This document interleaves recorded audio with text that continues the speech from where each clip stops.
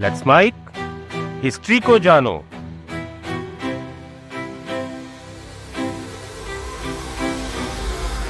यह साल था 1943। पेरिस की सड़कें नाजियों के कब्जे में थी। रात के सन्नाटे में इस शहर की गलियों में जर्मनी की डायरेक्शन फाइंडिंग वैन लगातार गश्त कर रही थी।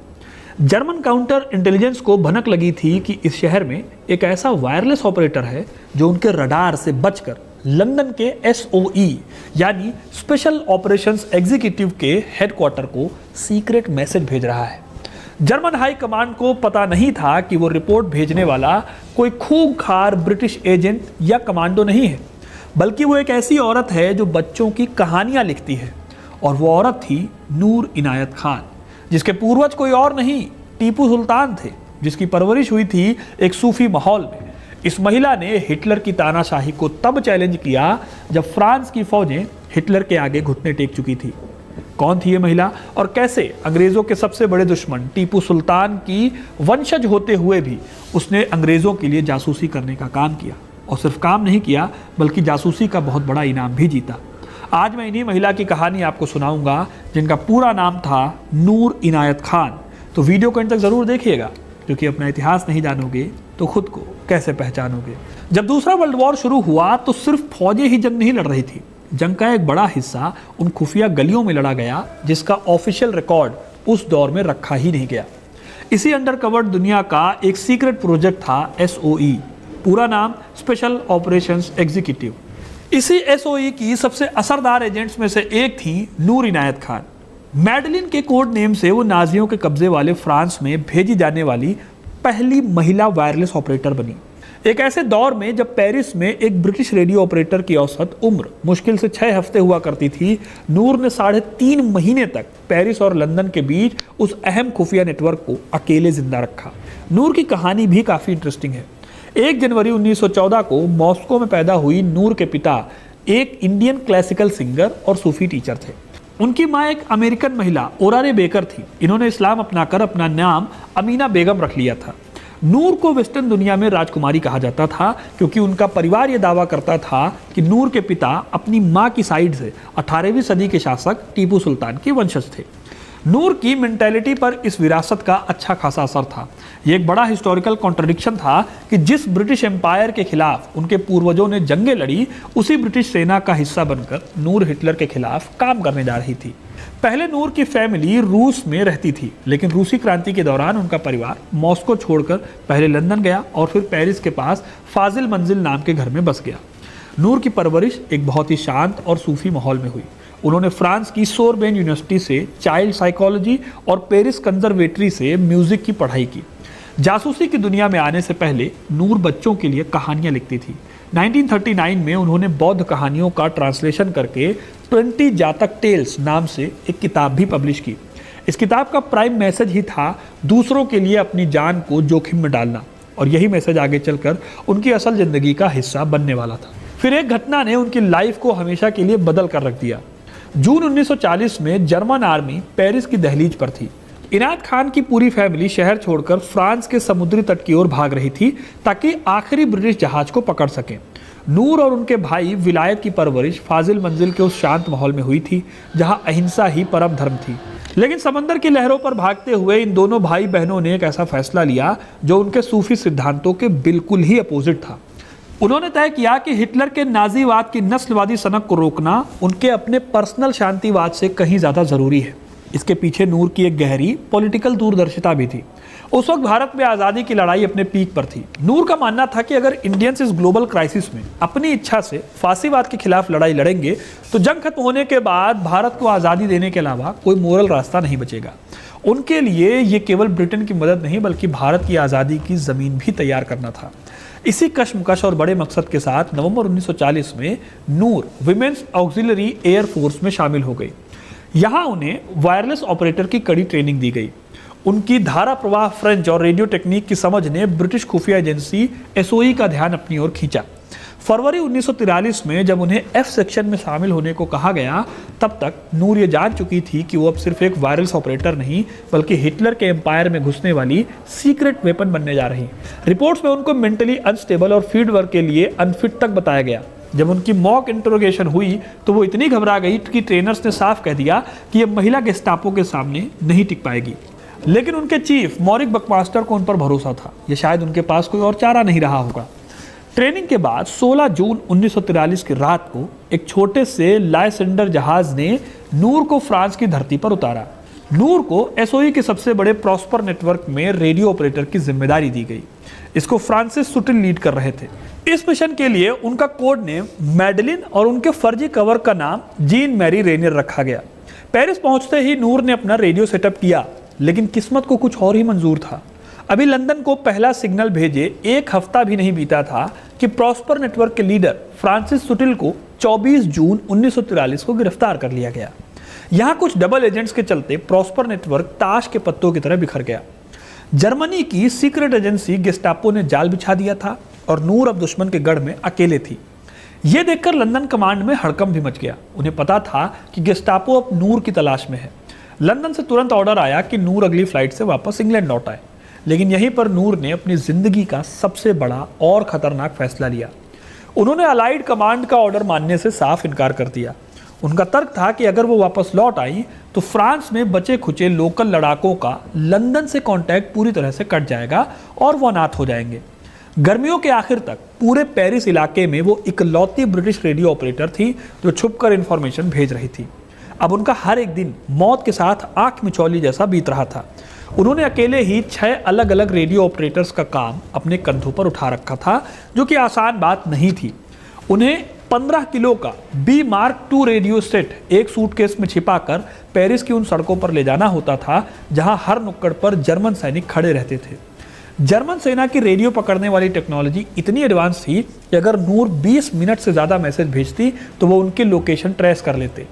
लेकिन वो लगातार अपना ठिकाना बदलती रही। वो कभी किसी पुराने दोस्त के घर से मैसेज करती तो कभी किसी डॉक्टर के क्लिनिक में अपना काम करती।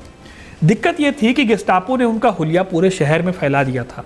इससे बचने के लिए नूर बार बार अपने बालों का रंग बदलती और अपने कपड़े पहनने के तरीके को बदल देती। उनकी फ्रेंच लैंग्वेज इतनी क्लियर थी कि कई बार जर्मन सोल्जर्स ने उन्हें रास्ते में रोका, उनसे पूछताछ भी की, लेकिन कोई उन्हें पहचान नहीं पाया। इस दौरान उन्होंने जो खुफिया इंफॉर्मेशन लंदन भेजी उसकी इंपॉर्टेंस कितनी थी इसका अंदाजा लगाना भी मुश्किल है। उन्होंने हथियारों और पैसों को पैराशूट से गिराने के लिए बिल्कुल एक्यूरेट लोकेशंस भेजी। लेकिन नूर का काम सिर्फ मैसेज भेजना नहीं था। उन्हें रॉयल एयर फोर्स के उन पायलट्स के लिए एक लाइफलाइन का काम किया जिनके प्लेन दुश्मन की ज़मीन पर क्रैश हो गए थे। नूर इन पायलट्स की लोकेशन और उनकी सेफ वापसी के लिए लंदन के साथ कोऑर्डिनेट करती थी ताकि उन्हें सीक्रेट रास्तों से वापस ब्रिटेन पहुंचाया जा सके। एक टाइम ऐसा आया जब नाजी खुफिया पुलिस इस अनजान मैडलिन की फुर्ती से बुरी तरह बौखला गई थी। जर्मन कमांडर्स के लिए ये उनकी इज्जत की लड़ाई जैसी बन गई।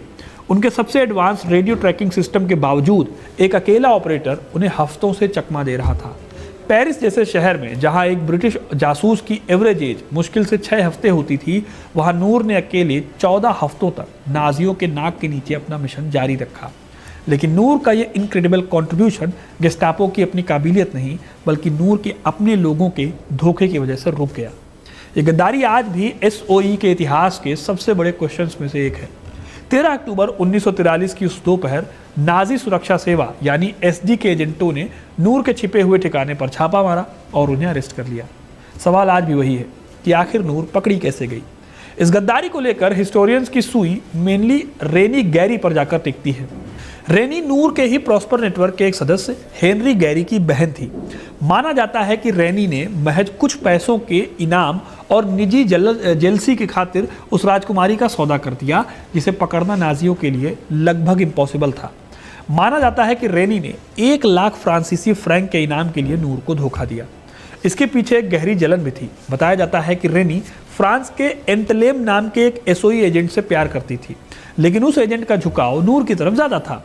हालांकि जंग के बाद रेनी पर मुकदमा चला और सबूतों की कमी की वजह से उसे बरी कर दिया गया। तो ये एक थ्योरी थी उनके पकड़े जाने की, लेकिन दूसरी थ्योरी कहीं ज़्यादा डार्क और बड़ी राजनीतिक साजिश से भरी थी। ये थ्योरी हेनरी डेरिकोर्ट के इर्द गिर्द घूमती है। हेनरी एक एसओई ऑफिसर था जिसका काम खुफिया प्लेन्स की लैंडिंग कराना था। जंग के बाद की इन्वेस्टिगेशंस में यह हिंट मिला कि हेनरी शायद नाजियों के लिए डबल एजेंट का काम कर रहा था। या इससे भी खौफनाक थ्योरी ये है कि खुद ब्रिटिश खुफिया एजेंसी MI6 ने जानबूझकर हेनरी का इस्तेमाल किया। कुछ जानकारों का मानना है कि डी-डे हमलों की असली जानकारी छिपाने के लिए MI6 ने प्रॉस्पर नेटवर्क और नूर की बलि चढ़ा दी ताकि जर्मनों का भरोसा जीता जा सके। अब अगर ऐसा है तो नूर का बलिदान सिर्फ एक शहादत नहीं बल्कि युद्ध की बिसात पर चली गई बहुत ही क्रूर चाल थी। नूर के अरेस्ट के पीछे एक और छोटी सी लेकिन दर्दनाक इंसानी गलती थी। फ्रांसीसी रेजिस्टेंस के साथ पियरे वेनोट की डायरी के हिसाब से जब गेस्टापो नूर के करीब पहुंच रहा था तो उनके साथियों ने उनकी पहचान छिपाने के लिए बिल्कुल नए कपड़े खरीद कर दिए। लेकिन नूर को नीले रंग से बहुत लगाव था। उन्होंने सारे कपड़े नीले रंग के ही चुने। गेस्टापो का जासूसी तरीका इतना सटीक था कि उन्होंने पेरिस की सड़कों पर नूर को पहचानने के लिए इसी नीले रंग के इस्तेमाल के लिए रडार की तरह इसको इस्तेमाल किया। नूर को अरेस्ट करने के बाद 84 एवेन्यू फोच उन्हें ले जाया गया। ये पेरिस में गेस्टापो का सबसे खौफनाक हेडक्वार्टर था। यहीं पर उनका सामना उस भयानक सच से हुआ जिसकी उन्हें ट्रेनिंग दी गई। बदकिस्मती से गिरफ्तारी के वक्त जर्मनों के हाथ एक ऐसा सबूत लगा जिसने सब कुछ बर्बाद कर दिया। नूर ने एक डायरी में अपने सभी भेजे मैसेज और आए हुए सीक्रेट मैसेजेस का पूरा रिकॉर्ड रखा था। ये एसओई के सिक्योरिटी रूल्स का सबसे बड़ा वायलेशन था क्योंकि इसमें कोड को तुरंत डिस्ट्रॉय करना होता था। अब वो राइटर थी तो उनकी एक पुरानी आदत रही होगी या फिर 14 हफ्तों तक अकेले काम करने के भारी दिमाग के प्रेशर का नतीजा रहा होगा। लेकिन इस एक डायरी ने जर्मनों के हाथ पूरी कोड बुक सौंप दी। इसके बाद गेस्टापो ने रेडियो के जरिए भयानक खेल शुरू किया। उन्होंने नूर का रेडियो और उनके कोड का इस्तेमाल करके लंदन को झूठे मैसेज भेजने शुरू किए। लंदन कमांड नूर के मोर्स कोड टाइप करने के स्टाइल को पहचानने में नाकाम रही और समझती रही कि नूर सेफ है। इसी लापरवाही के चलते लंदन ने सीधे गेस्टापो के जाल में 3 नए जासूसों को पैराशूट से उतार दिया। जमीन पर उतरते ही उनको पकड़ लिया गया। लेकिन इस सब के बीच नूर ने पक्के जासूस वाला काम किया। एसडी के इंचार्ज हैंस जोसेफ कीफर ने उन पर हर तरह का जोर लगाया, लेकिन नूर पूरी तरह चुप रही। उन्होंने एक भी फ्रेंच साथी का नाम नहीं लिया और ना ही कोई खुफिया जानकारी उगली। यहाँ तक कि कीफर को भी बाद में कबूल करना पड़ा कि नूर ने लगातार झूठ बोला और उनका ना चाहते हुए भी सम्मान हासिल किया। यही नहीं, नूर ने वहाँ से भागने की 2 बेहद हिम्मत वाली कोशिशें की, लेकिन उनकी किस्मत खराब थी। 25 नवंबर 1943 को उन्होंने 2 साथी कैदियों के साथ मिलकर एक रोशनदान को ढीला किया और गेस्टापो हेडक्वार्टर की छत पर चढ़ गई। वो लगभग आज़ाद ही होने वाले थे कि तभी रॉयल एयरफोर्स ने पेरिस पर बमबारी कर दी। हवाई हमले के सायरन बज गए और गेस्टापो ने तुरंत कैदियों की गिनती शुरू कर दी। नूर और उनके साथियों का गायब होना पकड़ लिया गया और उन्हें छतों से दोबारा अरेस्ट कर लिया गया। मिलिट्री हिस्टोरियंस का मानना है कि अगर उस रात को वो हवाई हमला ना होता तो ये दूसरे वर्ल्ड वॉर की सबसे बड़ी और शानदार जेल ब्रेक की घटना होती। वापस पकड़े जाने के बाद उनसे कागज पर साइन करने को कहा गया कि वो दोबारा भागने की कोशिश नहीं करेंगी, जिसे नूर ने फाड़ कर ऑब्वियस बात है फेंक दिया। जर्मन हाई कमांड ने तंग आकर नूर को एक बेहद खतरनाक कैदी मान लिया। 27 नवंबर 1943 को उन्हें फ्रांस से निकालकर जर्मनी के पफोर्जाइम जेल में भेज दिया गया। यहाँ नूर को हिटलर के खौफनाक यानी रात और कोहरा आदेश के तहत रखा गया। इस आदेश का सीधा मतलब था कैदी को दुनिया की नज़रों से हमेशा के लिए गायब कर देना, ताकि वो एक गुमनाम खौफ का हिस्सा बन जाए। उन्हें 10 महीनों तक बहुत ही अकेलेपन में रखा गया। उनकी हिम्मत को तोड़ने के लिए दिन रात भारी जंजीरों में बांध कर रखा गया।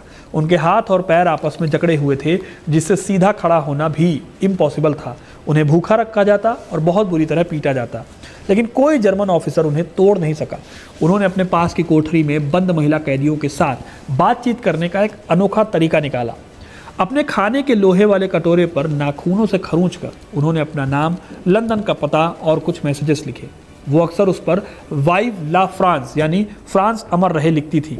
जब आसमान में अलाइड बम वर्षकों की आवाज़ गूंजती तो बाकी कैदी उन्हें खरोंच कर ही वापस जवाब देते। लगभग 1 साल तक इस नरक को सहने के बाद भी पफोर्जाइम जेल के डायरेक्टर ने बाद में जांच में बताया कि नूर एक दिन के लिए भी नहीं टूटी। उनका हौसला बिल्कुल वैसा ही था। सितंबर 1944 तक अलाइड फौजें पूरे यूरोप को आज़ाद कराते हुए आगे बढ़ रही थी। नाजी शासन को अपना अंत करीब दिख रहा था, इसीलिए उन्होंने अपने सबसे इंपॉर्टेंट खुफिया कैदियों को मारना शुरू कर दिया।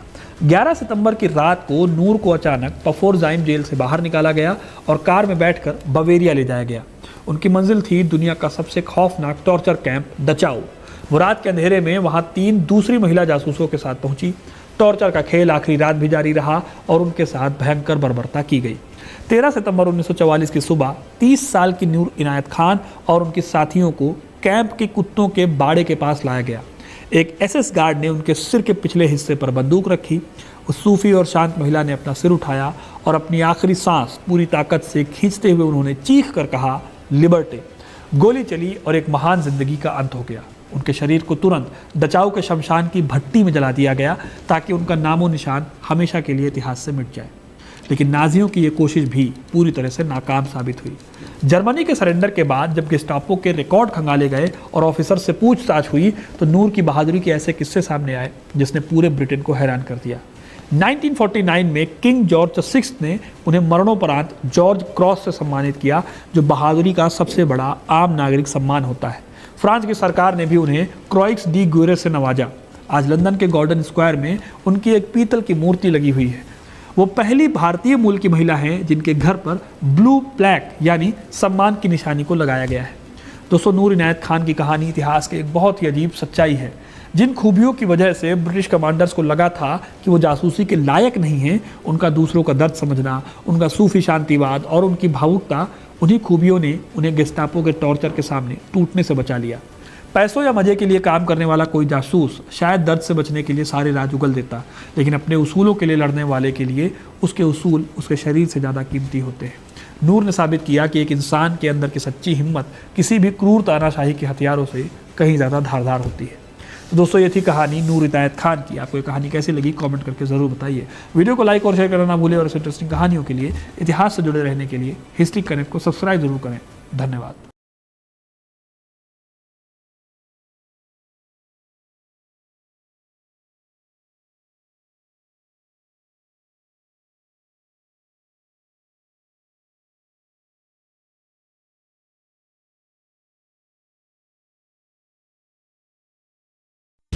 आप सुन रहे थे let's mind more than radio. Follow कीजिए हमें हमारे सोशल मीडिया प्लेटफॉर्म्स पर।